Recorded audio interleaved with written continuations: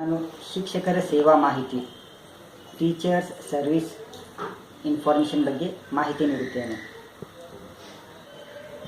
Teacher service information ಬಗ್ಗೆ ಎಲ್ಲರಿಗೂ DDPIದಿಂದ ಬೆಂಗಳೂರಿನಿಂದ ಮೆಸೇಜ್ ಕೂಡ ಬಂದಿರುತ್ತದೆ. ಅದನ್ನು ಯಾವ ರೀತಿ ಸಬ್ಮಿಟ್ ಮಾಡಬೇಕು ಅನ್ನುವುದನ್ನು ನಾನು ಈಗ ತಿಳಿಸಿಕೊಡುತ್ತೇನೆ. ಈಗ ನೋಡಿ,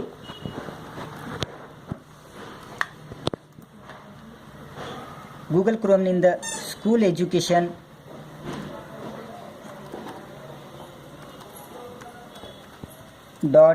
.kar.nic.in ಈ ರೀತಿ ಕ್ಲಿಕ್ ಮಾಡಿ ಎಂಟರ್ ಮಾಡಬೇಕು.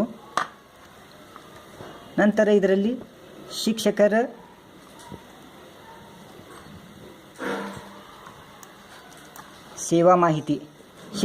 ಸೇವಾ ಮಾಹಿತಿ ತಂತ್ರಾಂಶದ ಮೇಲೆ ಕ್ಲಿಕ್ ಮಾಡಬೇಕು.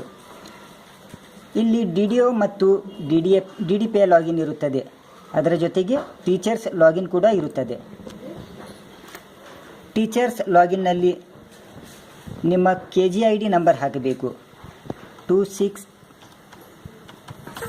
ಹಾಕಿದ ನಂತರ ಗೆಟ್ OTP ಮೇಲೆ ಕ್ಲಿಕ್ ಮಾಡಬೇಕು. ಗೆಟ್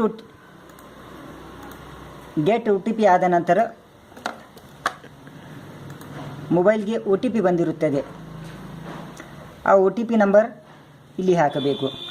ನಂತರ ಸೆಕ್ಯೂರಿಟಿ ಕೋಡ್ ಇಲ್ಲಿ ಮೇಲ್ಗಡೆ ಇದ್ದ ನಂಬರ್ ಇಲ್ಲಿ ಕೆಳಗಡೆ ಬರೆಯಬೇಕು. ನಂತರ ಲಾಗಿನ್ ಆಗಬೇಕು. ಲಾಗಿನ್ ಆದ ನಂತರ ಶಿಕ್ಷಕರ ಪೂರ್ತಿ ಮಾಹಿತಿ ನಮ್ಮ ಮುಂದೆ ಇರುತ್ತದೆ. ಅದರಲ್ಲಿ ಶಿಕ್ಷಕರ KGID ಸಂಖ್ಯೆ, ಶಿಕ್ಷಕರ ಹೆಸರು, ಹುಟ್ಟಿದ ದಿನಾಂಕ, ಪ್ರಸ್ತುತ ಧಾರಣೆ ಮಾಡಿರುವ ಹುದ್ದೆ, ಬೋಧನಾ ಮಾಧ್ಯಮ, ಹುದ್ದೆಯ ವಿಷಯ, ವೇತನ ಶ್ರೇಣಿ, ತಮ್ಮ ಆಧಾರ್ ಸಂಖ್ಯೆ, ಮೊಬೈಲ್ ಸಂಖ್ಯೆ ಹಾಗೂ ಪ್ರಸ್ತುತ ಯಾವ ಶಾಲೆಯಲ್ಲಿ ಕೆಲಸ ಮಾಡುತ್ತಿರುತ್ತೀರಾ ಅದರ ಡೈಸ್ ಸಂಖ್ಯೆ ಮತ್ತು ವಿಳಾಸ ಕೂಡ ಬಂದಿರುತ್ತದೆ. ಅದೇ ರೀತಿ ಪ್ರಸ್ತುತ ಹುದ್ದೆಗೆ ಸೇರಿದ ದಿನಾಂಕ, ಸರ್ಕಾರಿ ಸೇವೆಗೆ ಸೇರಿದ ದಿನಾಂಕ, ಅದೇ ರೀತಿ ಸೇವಾ ವಿವರಗಳು, ಯಾವ ವಲಯದಲ್ಲಿ ಈಗ ಕೆಲಸ ಮಾಡುತ್ತಿರುತ್ತೀರಾ ಹಾಗೂ ಹಿಂದೆ ಇಷ್ಟು ದಿನ ಬೇರೆ ಶಾಲೆಯಲ್ಲಿ ಕೆಲಸ ಮಾಡಿದ್ದರೆ ಅದರ ಶಾಲೆಯ ಡೈಸ್ ಕೋಡ್ ಬಂದಿರುತ್ತದೆ.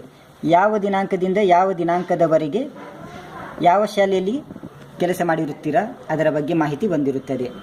ಅದೇ ರೀತಿ SSLCಯಲ್ಲಿ ಭಾಷೆಗಳು, ಪ್ರಥಮ ಭಾಷೆ, ದ್ವಿತೀಯ ಭಾಷೆ, ತೃತೀಯ ಭಾಷೆ, ಅದೇ ರೀತಿ PUCನಲ್ಲಿ ಪ್ರಥಮ ಭಾಷೆ, ದ್ವಿತೀಯ ಭಾಷೆ ಹಾಗೂ PUC ಐಚ್ಛಿಕ ವಿಷಯಗಳನ್ನು ನಾವು ನೋಡಬಹುದು.